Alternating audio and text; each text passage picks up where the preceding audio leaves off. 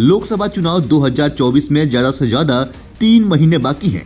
BJP चुनाव को लेकर जोर शोर से तैयारी कर रही है। दूसरी ओर बीजेपी को हराने के मकसद से बने विपक्षी दलों को इंडिया अलायंस को एक के बाद एक झटके मिल रहे हैं। इस बीच प्रधानमंत्री नरेंद्र मोदी लोकसभा में ही लोकसभा चुनाव के लिए बीजेपी और एनडीए का टारगेट सेट कर दिया है। प्रधानमंत्री मोदी ने सोमवार को राष्ट्रपति के अभिभाषण पर धन्यवाद प्रस्ताव का जवाब देते हुए कहा कि इस बार चुनाव बीजेपी कम से कम 370 सीटें जीतेगी।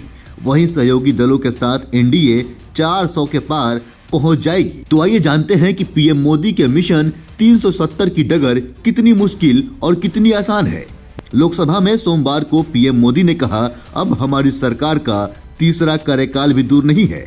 अब की बार और बीजेपी सांसदों ने एक सुर में कहा 400 पार।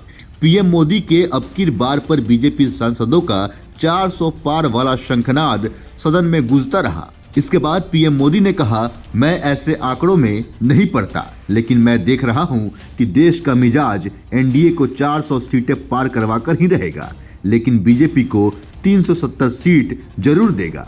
ये बयान देकर पीएम मोदी ने सीटों की लक्ष्मण रेखा खींच दी। बीजेपी के लिए 370 सीटों की गारंटी देते हुए प्रधानमंत्री मोदी ने अपने दूसरे कार्यकाल की शुरुआत की याद दिला दी। 2019 में सरकार बनने के तीसरे महीने में ही जम्मू कश्मीर से आर्टिकल 370 हटा दिया गया, जो बीजेपी का बहुत पुराना वादा था। अब कश्मीर में आर्टिकल 370 को खत्म करने वाले पीएम मोदी बीजेपी के लिए आम चुनाव में 370 सीटें मांग रहे हैं। पीएम मोदी को यकीन है कि 370 सीटों तो बीजेपी को पक्का मिलेगी। आखिर इस आत्मविश्वास की वजह क्या है? जनता को मोदी की गारंटी देने वाले पीएम किस बात से इतने कॉन्फिडेंट हैं कि जनता उनको 370 सीटों की गारंटी दे रही है?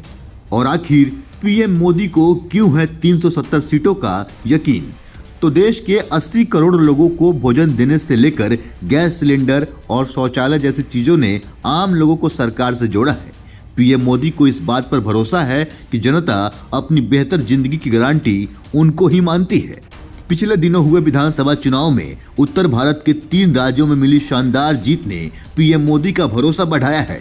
मध्य प्रदेश, राजस्थान और छत्तीसगढ़ में बीजेपी की सरकार बन गई है, जहां लोकसभा की 65 सीटें पड़ती है। पिछले लोकसभा चुनाव में कांग्रेस ने इन 3 राज्यों में 61 सीटें जीती थी। वो जीत तब मिली थी जबकि तीनों राज्यों में विधानसभा चुनाव में बीजेपी हार गई थी। तो वहीं विपक्षी पार्टी कांग्रेस इस बात पर सवाल खड़ा कर रही है कि अगर भाजपा 370 लोकसभा सीटें नहीं जीती तो क्या मोदी शपथ लेने से इनकार कर देंगे? तो बता दें कि 1 साल के भीतर विपक्ष की एकता अपनी धुरी से बिखर गई। इंडिया अलायंस का सबसे खास घटक जेडीयू अब बीजेपी के साथ है। नीतीश कुमार का फिर से बीजेपी के साथ जाना, उद्धव ठाकरे का कांग्रेस को आंख दिखाना, ममता का बात बात पर रूठ जाना, इससे यही साबित होता है कि विपक्ष में कितना बिखराव है। राष्ट्रीय स्तर पर बीजेपी के सामने विकल्प के रूप में कांग्रेस को होना चाहिए, लेकिन कांग्रेस में दिशाहीनता की स्थिति दिखती है। ना वो सहयोगियों को साथ रख पाई, ना उसके नेताओं में एकजुटता नजर आई। राहुल गांधी जरूर न्याय यात्रा पर निकले हैं, लेकिन पीएम मोदी को यकीन है कि इस यात्रा से कुछ होने वाला नहीं है। इतना ही नहीं, लोकसभा में सोमवार को अपने संबोधन में पीएम मोदी ने राहुल गांधी पर भी तंज कसा।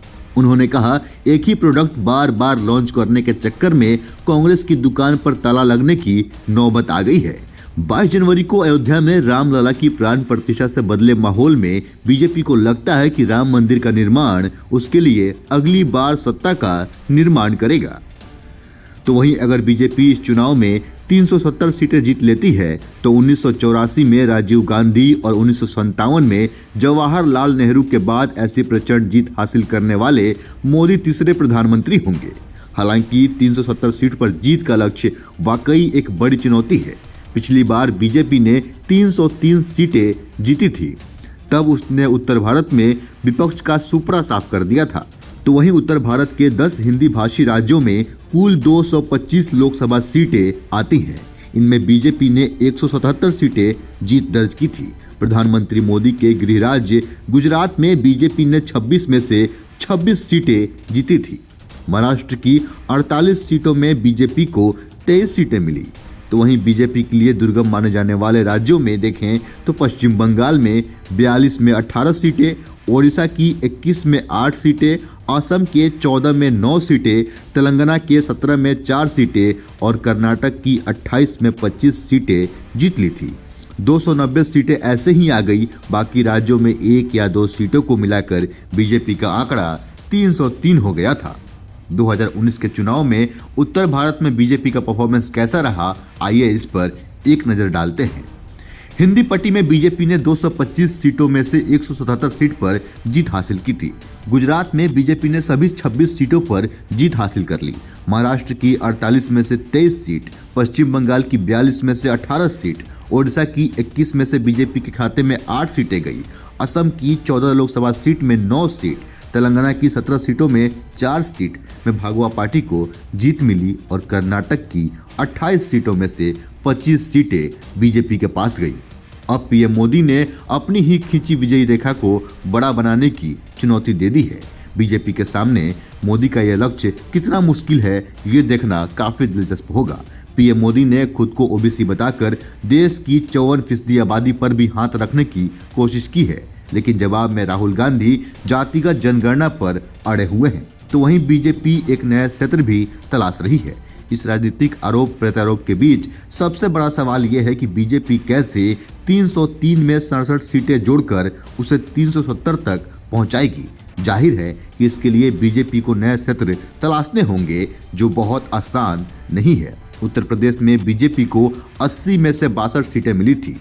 400 पार जाने के लिए यहां पार्टी को कम से कम 10 सीटें बढ़ानी होंगी। उसी तरह महाराष्ट्र में पिछली बार 48 में 23 सीट पर जीत दर्ज की थी।